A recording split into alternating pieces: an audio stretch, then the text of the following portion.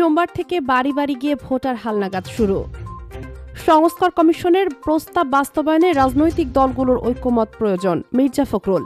এবং সংঘর্ষের পর চৌকা সীমান্ত স্বাভাবিক, বিজিবি বিএসএফ টহল জোরদার। এতক্ষণ শুনছিলেন সংবাদ শিরোনাম, এবারে বিস্তারিত।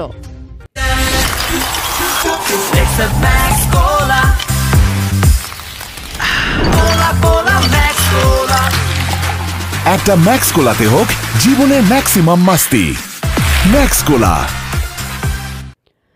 আগামীকাল সোমবার থেকে বাড়ি বাড়ি গিয়ে ভোটার তালিকা হালনাগাদের জন্য তথ্য সংগ্রহের কাজ শুরু হচ্ছে।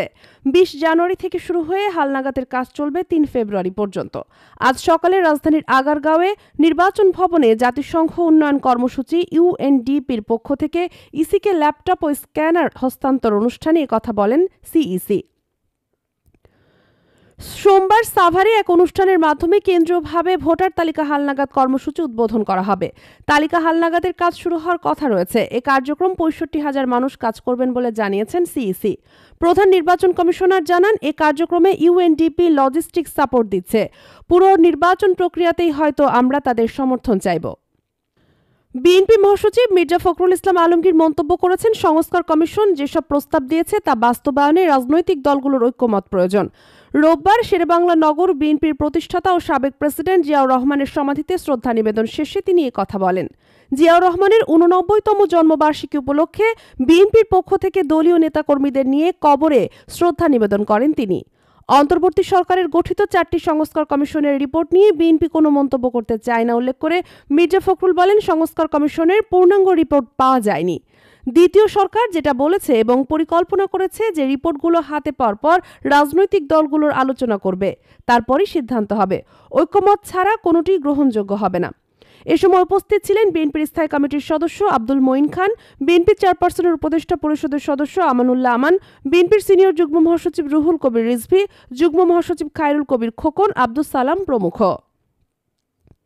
চাঁপাইনবাবগঞ্জের চৌকা সীমান্তে অনুপ্রবেশ করে আম ও বরই গাছ কাটাকে কেন্দ্র করে শনিবার ভারতীয় ও বাংলাদেশিদের মধ্যে সংঘর্ষের পর আজ রোববার সীমান্ত পরিস্থিতি স্বাভাবিক রয়েছে। তবে সীমান্ত লাগোয়া বাংলাদেশের জমিতে স্থানীয় কৃষকদের কাজ করতে যেতে দিচ্ছে না বিজিবি। গতকালের ঘটনায় চৌকা সীমান্ত এলাকায় চাষাবাদকৃত গম, ভুট্টা ও সরিষার ব্যাপক ক্ষতি হয়েছে। কৃষকদের দাবি, তাদের প্রায় ২০ লাখ টাকার ফসলের ক্ষতি হয়েছে। এদিকে চৌকা সীমান্তের 0 পয়েন্টের ২০০ গজের মধ্যে সাধারণের চলাচল সীমিত করেছে বিজিবি। এ নিয়ে সীমান্তে জনসচেতনতা সৃষ্টির জন্য ৫৯ বিজিবি ব্যাটালিয়নের অধিনায়ক লেফটেন্যান্ট কর্নেল গোলাম কিবরিয়া সীমান্তে বসবাসকারী সহ জনপ্রতিনিধিদের সঙ্গে মতবিনিময় করছেন। বেসামরিক লোকজনকে সীমান্তের কাছাকাছি এলাকায় যেতে নিষেধ করা হচ্ছে। সাংবাদিকদেরও চলাচল সীমিত করা হয়েছে।